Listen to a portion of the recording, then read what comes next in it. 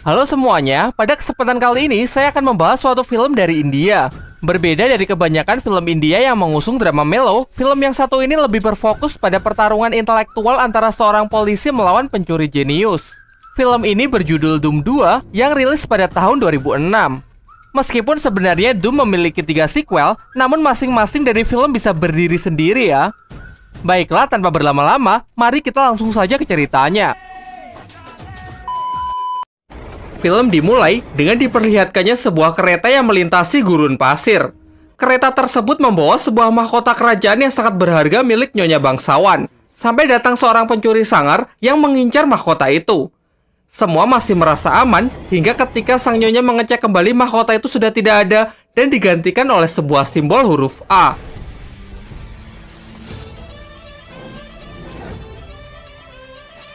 Setelah itu dengan mudahnya ia meninggalkan tempat itu tanpa bisa dilacak oleh siapapun.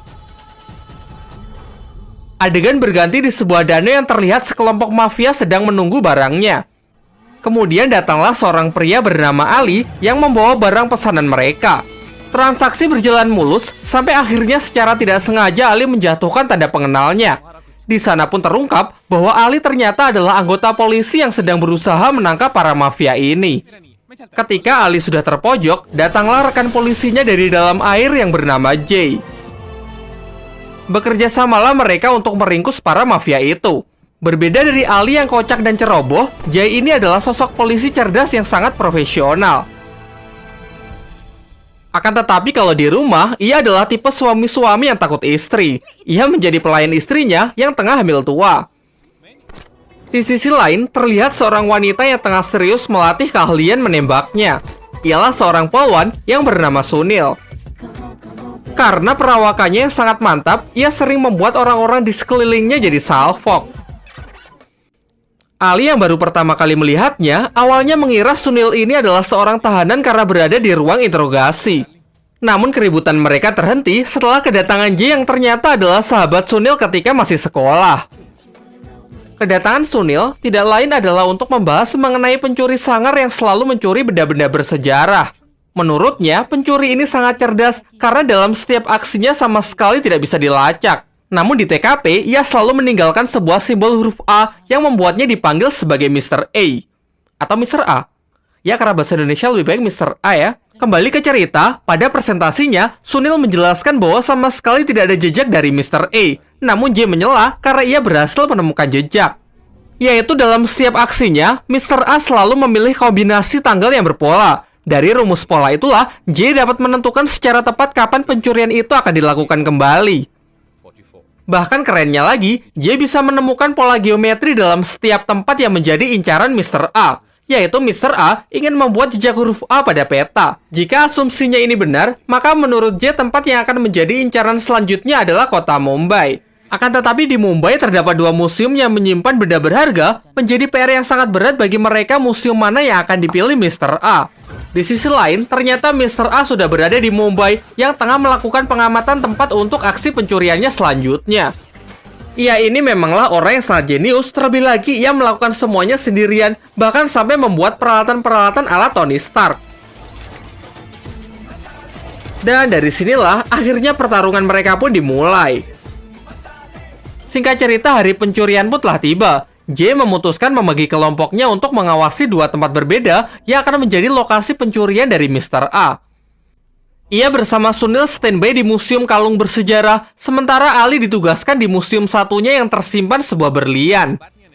Adegan berpindah ke Mr. A yang ternyata lebih memilih lokasi Ali untuk mencuri berlian.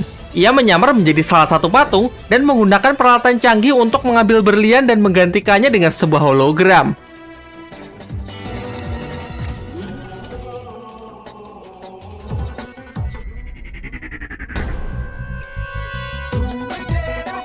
Ali yang ceroboh pun sama sekali tidak menyadari ada gerakan yang mencurigakan. Di sisi lain, Jay mulai cemas karena Mr. A tak kunjung datang. Dari pembicaraan dengan kepala museum, akhirnya Jay pun mulai menyadari bahwa kalung yang ia jaga tidak lebih berharga dari berlian. Karena faktanya, kalung itu memang telah kehilangan permatanya. Ia pun segera menghubungi Sunil dengan yakin mengatakan bahwa Mr. A tidak akan datang ke museum ini. Dan sebaliknya, ia menghubungi Ali agar lebih meningkatkan kewaspadaannya. Mr. A yang telah mengantongi berlian melarikan diri dengan menyamar menjadi seorang petugas kebersihan. Atas perintah dari J, Ali pun mencoba menghentikannya. Ia pun menginterogasi kakek yang ia temui dan meminta KTP-nya. Mr. A pun bertindak cepat dengan menuangkan cairan korosif di pijakannya. Ali yang bingung karena KTP itu tidak ada namanya, dengan santai Mr. A menyuruhnya untuk membalik KTP itu. Di seberang jalan, Mr. A pun muncul dan mencoba melarikan diri. Terjadilah aksi kejar-kejaran di jalan raya. Bahkan J pun berusaha keras untuk menembakinya dari atas helikopter. Sayangnya mereka kesulitan untuk mengikuti kelincahan dari Mr. A, sampai pada akhirnya Mr. A pun berhasil meloloskan diri dengan memanfaatkan kerumunan.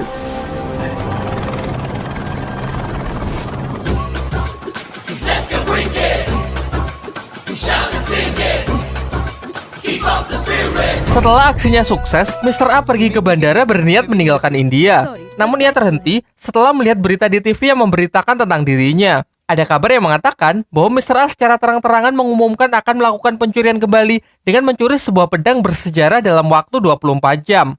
Padahal ia sama sekali tidak melakukan hal itu. Dari sini dapat disimpulkan bahwa ada orang yang sengaja memanfaatkan namanya untuk melakukan tindakan kriminal. Lantas ia pun membatalkan penerbangannya dan kembali untuk memastikan berita itu. Di sisi lain, pihak J juga tengah menyaksikan berita itu.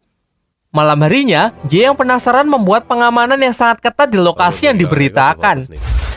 Dan benar saja, terdapat seseorang yang berusaha menyusup ke dalam museum itu.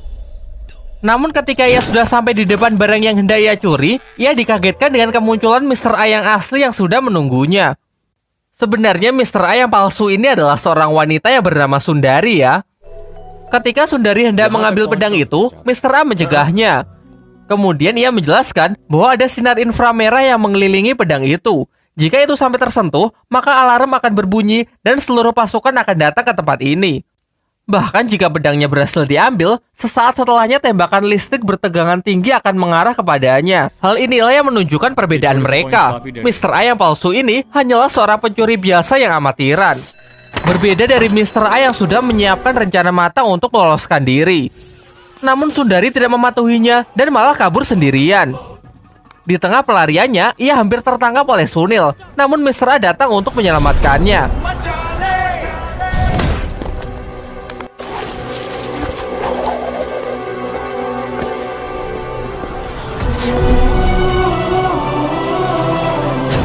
Akhirnya Sundari pun memperkenalkan dirinya.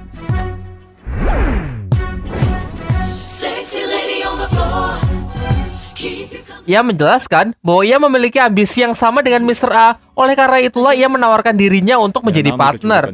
Namun Mr. A sama sekali tidak tertarik. Ia mengatakan bahwa dalam pekerjaan ini tidak ada orang yang bisa ia percaya. Ancaman pengkhianatanlah yang membayanginya. Namun Sundari tidak menyerah begitu saja. Ia selalu mendekati Mr. A untuk berusaha meyakinkannya. Hingga akhirnya Mr. A pun percaya dengannya dan benih cinta di antara mereka rasanya mulai tumbuh. Di sisi lain, Sunil tidak bisa lagi membantu J karena pada insiden sebelumnya kakinya mengalami cedera yang cukup fatal. Suatu ketika Sundari pergi ke bioskop dan ternyata di sana J sudah menunggunya. Dari sini akhirnya pun terungkap bahwa Sundari sebenarnya adalah seorang kriminal yang telah ditangkap oleh J. Ia dijanjikan akan dibebaskan dari hukuman hanya jika ia membantu J dalam menyelidiki Mr. A. Jadi pencurian pedang sebelumnya adalah bagian dari rencananya. Meskipun Sundari bisa saja mempertemukannya dengan Mr. A, namun J menolak. Ia mengatakan bahwa seorang pencuri hanya bisa ditangkap saat si pencuri beraksi, tidak sebelumnya maupun setelahnya. Selang beberapa waktu datanglah Mr. A dengan penyamaran barunya. Namun ia tidak tahu kalau J juga berada di sini. Kemudian ia memberi Sundari popcorn yang di dalamnya sudah terselip paspor dan tiket ke luar negeri. Ia pun menegaskan bahwa ini adalah permainan internasional. Singkat cerita, tibalah mereka di Brazil. Di sini J datang bersama Ali dan tinggal di rumah teman Sunil yang juga merupakan orang India. Sementara untuk lebih mengakrabkan diri, Mr. A mengajak Sundari untuk makan malam. Ia lalu mengatakan bahwa ini adalah pertama kalinya ia percaya kepada seseorang.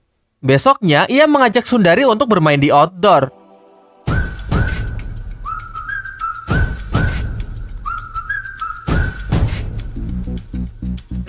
Karena ia sudah sepenuhnya percaya, Mr. A pun menunjukkan wajah aslinya tanpa penyamaran sedikit pun.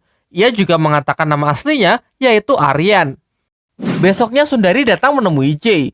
Ia mengatakan sudah cukup dekat dengan Mr. A, bahkan mengetahui nama aslinya yaitu Aryan. Lalu Sundari menegaskan lagi apakah setelah J menangkap Aryan maka ia akan kembali dibebaskan, namun jawaban J terlihat tidak meyakinkan dengan mengatakan akan ia pertimbangkan lagi. Dari sinilah Sundari mulai ragu apakah J bisa dipercaya. Next time Mr. A mengajak Sundari untuk datang ke lokasi pencurian selanjutnya yaitu sebuah museum. Besok di museum itu, mereka akan mencuri sebuah benda bersejarah, yakni koin pertama yang dibuat oleh manusia. Meskipun terlihat usang, di pasar gelap benda itu bernilai sangat tinggi.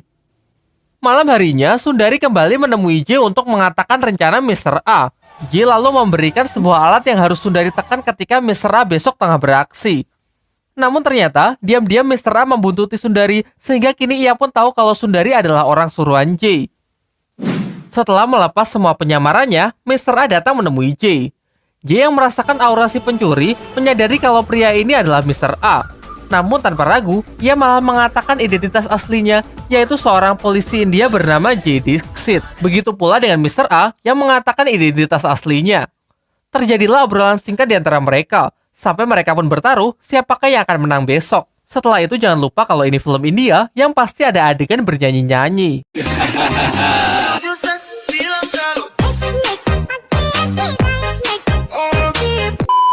Keesokan paginya, ketika mau berangkat, Mr. A pun mulai mengintimidasi Sundari. Ia sangat kecewa setelah mengetahui kebenaran dari partnernya tersebut. Padahal Mr. A sudah sepenuhnya percaya, bahkan telah jatuh cinta.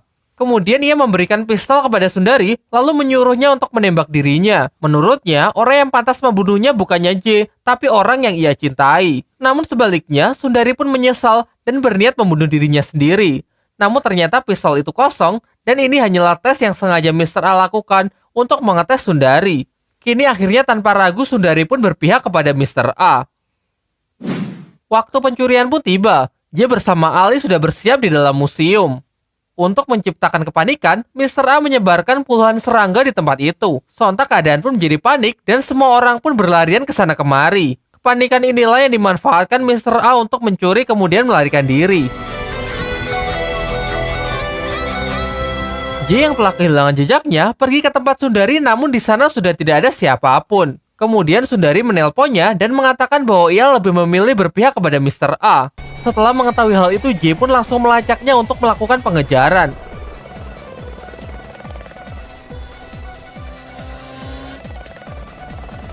Usahanya tidak sia-sia, akhirnya di sebuah tebing J pun berhasil memojokkannya dan menyandera Sundari agar Aryan mau menyerah. Namun Aryan yang sudah putus asa memberikan kode kepada Sundari agar ia membunuhnya.